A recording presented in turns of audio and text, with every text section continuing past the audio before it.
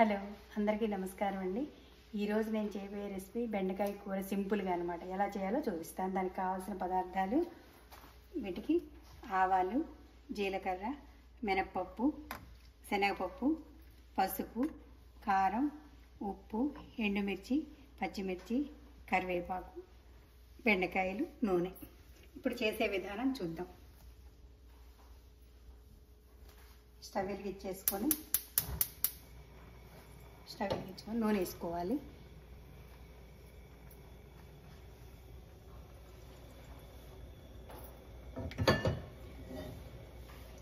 అందరూ అడుగుతూ ఉంటారు, ఏమనంటే బెండకాయ కూర ఏమంటే ఉల్లిపాయ లేకుండా ఎట్లా చేస్తారు, ఏంటి బాగుంటుందా అని అడుగుతారు. కానీ బెండకాయ కూర వేడివేడిగా తింటే, చక్కగా అన్నంలో నెయ్యి వేసుకొని వేడివేడిగా తింటే ఈ కూర చాలా బాగుంటుంది. మా పిల్లలకు కూడా చాలా ఇష్టం. ఇలాగా అంటే దేవుడు కార్యక్రమాలప్పుడు ఉట్టేప్పుడు కూడా కాస్త పెద్దవాళ్ళు ఎవరన్నా వచ్చినప్పుడు ఇలా చేసి పెడతాం. పిల్లలకి కావాలనుకున్నప్పుడు వాళ్ళకి ఉల్లిపాయ అలా డీప్ ఫ్రై కానీ అలా చేసి పెడతాం అన్నమాట.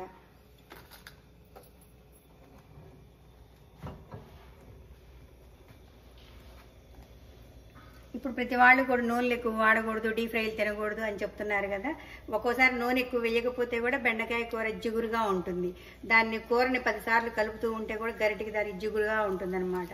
అలా లేకుండా మీకు సింపుల్గా నేను చూపిస్తాను.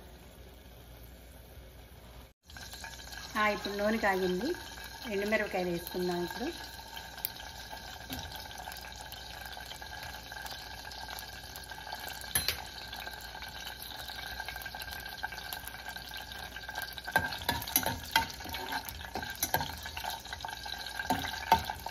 ఈ గిన్నె లోపల తెల్లగా ఉండటం వల్ల మనకు ఆయిల్ వేసినట్టు కూడా కనపడటం లేదు. ఏంటి ఇంత తక్కువగా వేశారనుకోకండి.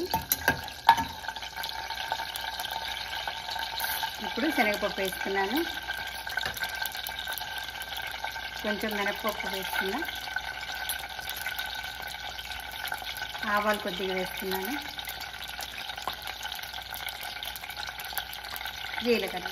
జీలకర్ర ఎందుకు వేస్తున్నానంటే బెండకాయ కూర కదండి, కొంచెం జీలకర్ర వేస్తే బాగుంటుందని చెప్పి జీలకర్ర వేస్తున్నాను.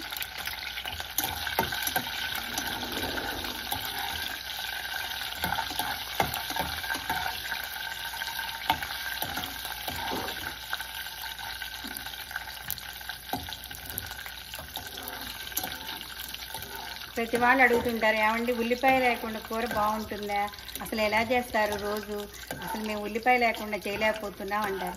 కానీ చాలామంది చూడండి, గుడికి కానీ ఎక్కడికైనా వెళ్తూ ఉంటారు, గుళ్ళకి వాటికి వెళుతున్నప్పుడు అక్కడ దేవుడి ప్రసాదం అంతా కూడా భోజనం పెట్టినప్పుడు మనకి ప్రతి ఒక్క కూరలో కూడా దేంట్లో కూడా ఉల్లిపాయ ఉండదు. అక్కడ బాగుంటుందా లేదా? బాగుంటుంది కదా. అట్లాగే దీంట్లో ఇక్కడ కూడా మనం బెండకాయ కానీ దొండకాయ కొన్ని కూరలు కూడా ఉల్లిపాయ లేకుండా చక్కగా చేయొచ్చు. ఇవి కొంచెం ఎర్రగా వేగిన తర్వాత అప్పుడు నేను కొంచెం కరివేపాకు, పచ్చిమిర్చి వేస్తాను.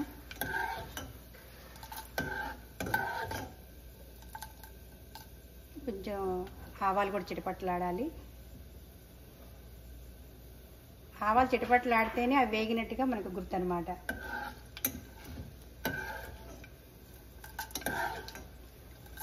వేగిందండి. ఇప్పుడు వేగినాయి.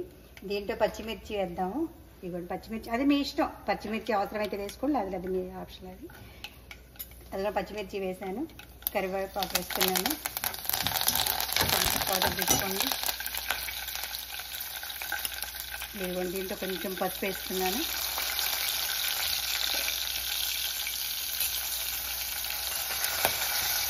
ఇదిగోండి సాల్ట్ కూడా దీంట్లో పోపులోనే వేస్తున్నాను నేను.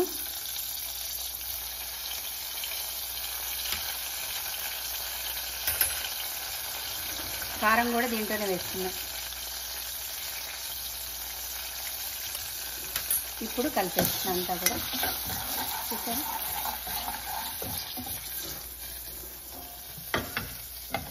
ఇదిగోండి ఇలా అయింది కదా. ఇప్పుడు ఈ బెండకాయ ముక్కలు వేస్తున్నాను.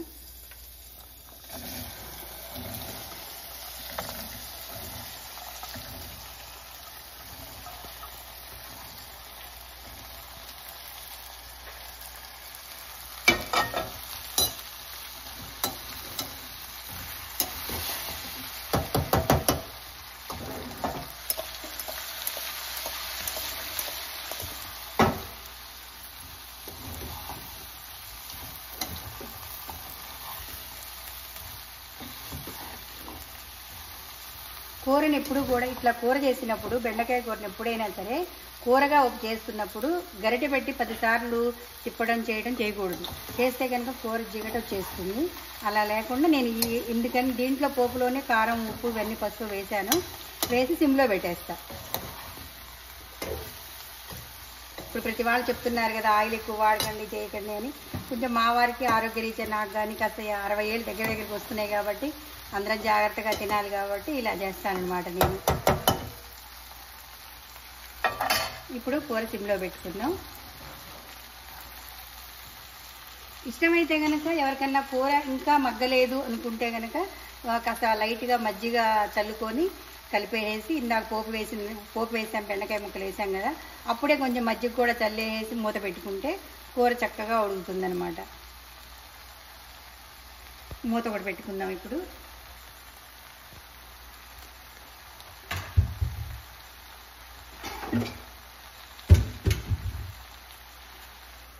మూత పెట్టేసి 10 నిమిషాల తర్వాత చూద్దాం. ఇప్పుడు మూత తీసి చూద్దాం ఎలా ఉందో ఏంటో చూద్దాం.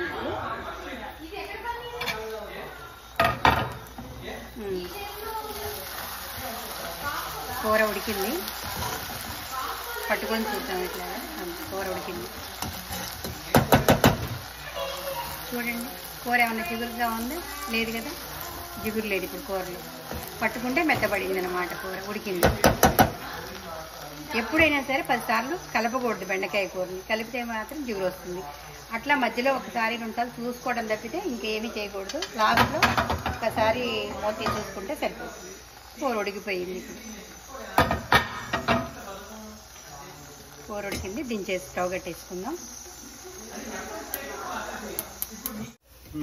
వేడివేడి అన్నంలో ఈ కూర వేసుకొని తినండి, చాలా బాగుంటుంది. మీరు ట్రై చేయండి.